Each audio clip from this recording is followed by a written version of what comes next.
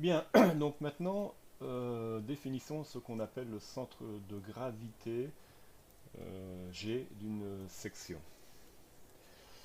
Alors, avant cela, donc, revoyons ce que nous avons appelé le centre de gravité G d'un solide, puisqu'il y a une analogie en fait entre le centre de gravité d'un solide et d'une section. Donc on avait vu lors du premier du module précédent, donc si je considère un solide, donc composé d'un ensemble, une infinité de petits volumes delta V de masse delta M soumis à une petite force de pesanteur, donc delta M fois G. Il y a la définition du centre de gravité, c'est le point d'application de la résultante des actions de pesanteur. Donc on a vu ce qu'on a appelé une résultante, donc je vais l'appeler grand G. Donc une résultante, c'est la somme des efforts élémentaires, donc la somme des delta M, G, donc dirigée vers le bas. Et elle passe par le point G, par le centre de gravité précisément. Donc la deuxième condition, pour que G soit la résultante des delta MG, c'est que le moment des de grand G en un point O, donc par exemple, je prends un repère général O, X, Y, Z. Donc le moment en O de grand G est égal à la somme des moments des efforts élémentaires de pesanteur par rapport à O. Donc cette expression-là s'exprime par cette équation ici, MOG. Donc la masse M étant égale à la somme des delta M. MOG est égal à la somme des delta M OM. Donc MOG, vecteur OG, est égal à la somme des OM, M étant le point courant, donc OM fois, fois delta M. Delta M étant la masse associée au volume élémentaire qui entoure le point M. Donc voilà, ça c'est donc la définition du centre de gravité d'un solide. Pour une surface, on retrouve le même type de formule. Donc au lieu que ce soit une masse, c'est une aire.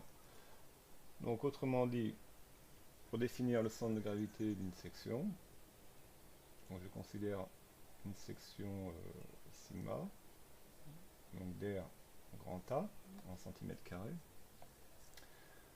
Donc constitué d'un ensemble de surfaces dA ou delta A entourant le point courant M.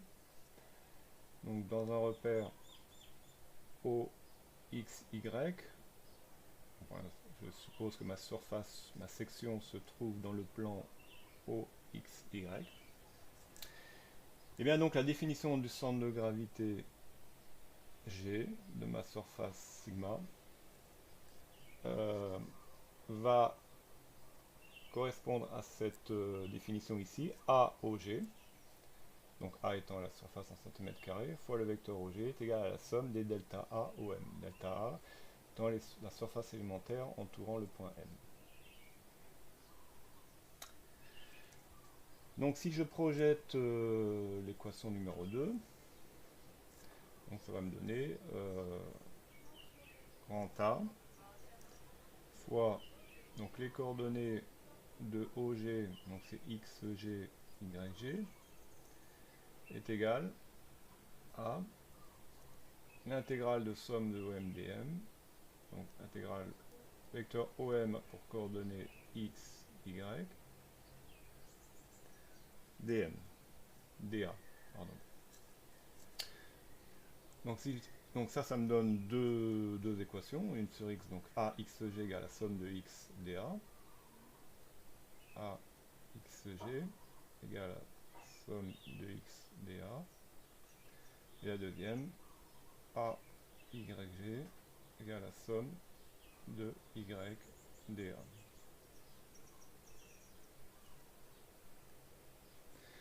Donc, on voit ici que le moment statique, c'est la définition de cette intégrale, on l'a vu précédemment, c'est le moment statique de la surface par rapport à l'axe, on voit ici, y. Donc ce moment statique est égal à l'aire de la section multiplié par le centre de gravité, l'abscisse du centre de gravité xg. Idem pour la deuxième relation, le moment statique de la surface par rapport à l'axe OX est égal à l'aire de la section multiplié par l'ordonnée du centre de gravité du point G. Donc on voit que ces expressions sont intéressantes puisqu'elles vont nous permettre, elles vont éviter le calcul d'une intégrale. Si je veux calculer le centre de gravité d'une section quelconque, pour peu que je connaisse la position xg, yg du centre de gravité, je vais pouvoir calculer les moments statiques sans calculer la valeur des intégrales. De même, on voit à partir de ces relations que O, si O est confondu avec G, alors alors le moment statique des deux surfaces par rapport à l'axe OX et OY est égal à 0. Donc, précisément, déterminons les coordonnées pour une surface rectangulaire. Donc on va calculer une première fois cette intégrale pour une surface rectangulaire. Et comme en général nos sections sont la superposition de surfaces rectangulaires, on pourra calculer facilement ensuite le centre de gravité d'une section quelconque sans calculer l'intégrale à chaque fois. Donc calculons pour une première fois les coordonnées du centre de gravité pour un rectangle. Bon, ça vous le savez sans doute déjà.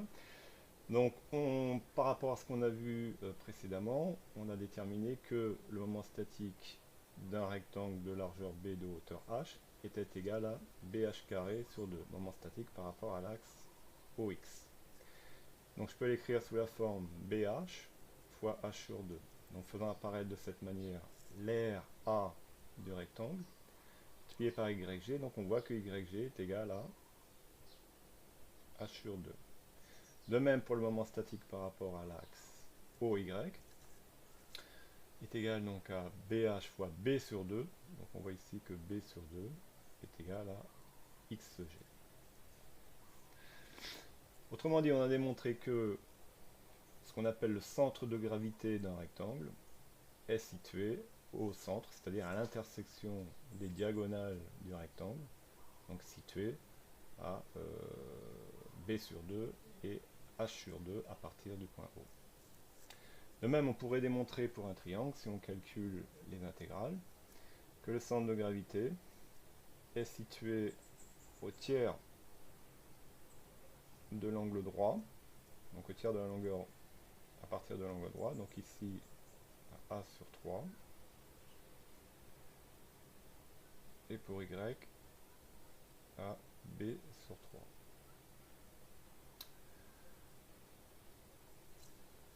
Donc maintenant, on va appliquer ceci pour calculer le moment statique d'une surface quelconque par rapport à l'axe OX et par rapport à l'axe OY. Donc, rappelons la définition du moment statique. S par rapport à l'axe OX, donc c'est la somme des Y dA.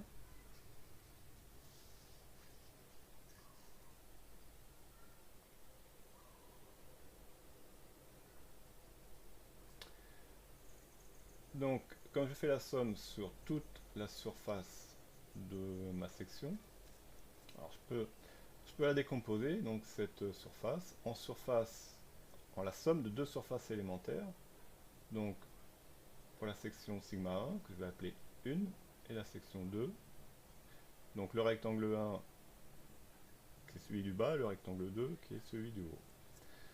Donc, je peux dire que c'est la somme des surfaces sur le rectangle 1, plus la somme les surfaces sur le rectangle 2.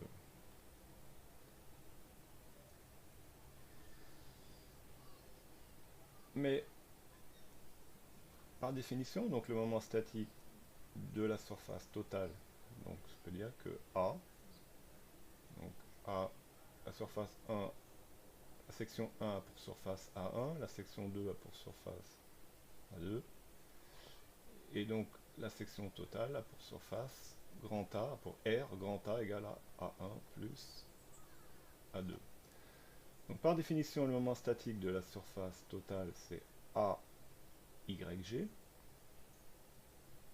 Donc AYG est égal à... Donc le moment statique ici de la surface 1 par rapport à l'axe OX. Donc ça, on vient de le voir, c'est A1 YG1. Si j'appelle G1, donc le centre de gravité du premier rectangle, plus A2 YG2 si j'appelle G2 le centre de gravité du deuxième rectangle. Donc YG1 étant l'ordonnée de G1, YG2 étant l'ordonnée de G2.